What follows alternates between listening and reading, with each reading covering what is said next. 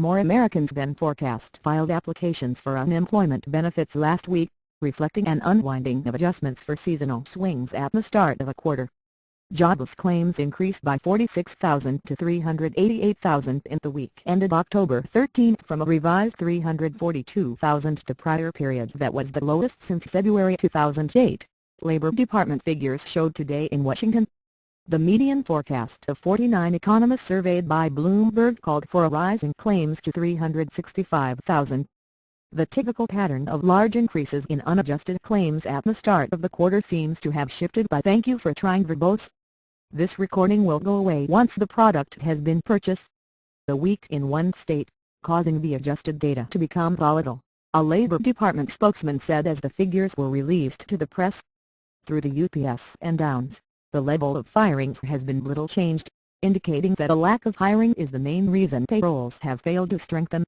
When you get to the turn of a quarter, the seasonals jump a lot, said Brian Jones, the senior U.S. economist at Societe Generale in New York, who projected claims would rise to 375,000. The labor market is getting better, but at a glacial pace. Claims thank you for trying verbose. This recording will go away once the product has been purchased. Are going sideways. Stock index futures extended earlier losses after the report.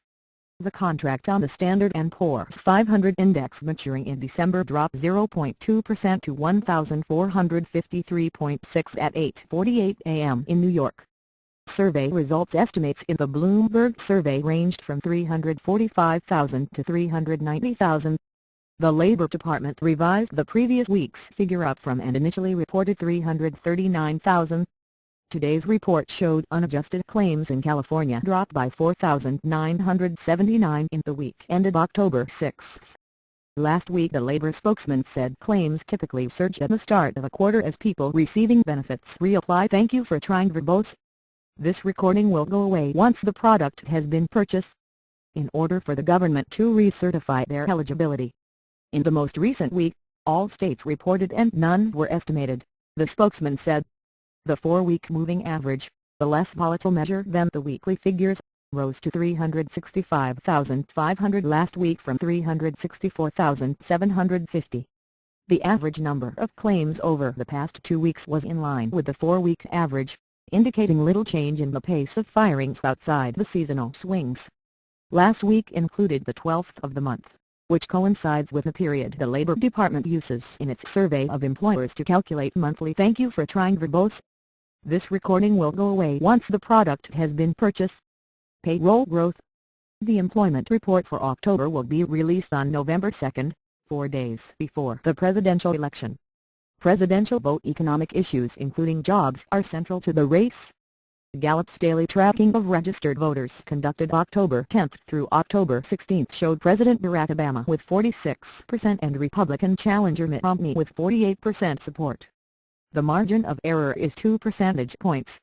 Payrolls rose 114,000 in September after a 142,000 increase the prior month, according to Labor Department figures released earlier this month. The unemployment rate dropped to a 3-year low of thank you for trying verbose. This recording will go away once the product has been purchased. 7.8% from 8.1%. Today's report showed the number of people continuing to receive jobless benefits fell by 29,000 in the week ended October 6 to 3.25 million. The continuing claims figure does not include the number of Americans receiving extended benefits under federal programs. Extended benefits. Those who used up their traditional benefits and are now collecting emergency and extended payments decreased by about 7,200 to 2.13 million in the week ended September 29. The unemployment rate among people eligible for benefits dropped to 2.5% from 2.6% in the prior week. Thank you for trying verbose. This recording will go away once the product has been purchased.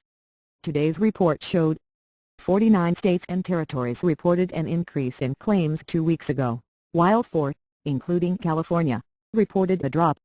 These data are reported with a 1-week lag. Initial jobless claims reflect weekly firings and tend to fall as job growth, measured by the monthly non-farm payrolls report, accelerates. Amazon.com Incorporated AMZ and the world's biggest online retailer, among employers taking on workers for the holiday season. The Seattle-based company said on October 16 that it will add more than 50,000 seasonal positions, and didn't specify how that compares with 2011. Macy's Incorporated, thank you for trying verbose. This recording will go away once the product has been purchased. The second biggest U.S. department store chain plans to hire about 2,000 more workers than the 78,000 it hired last year. Some companies cite the lack of faster progress in the job market as a reason for weak demand. Dollar Tree Incorporated, the LTR, the U.S. operator of more than 4,500 discount stores, said third-quarter sales will be at the low end of its forecast. "We'd like to see better employment," Bob Sasser, chief executive officer, said on an October 11 teleconference with analysts. "I'd prefer to have people with money in their pockets to spend,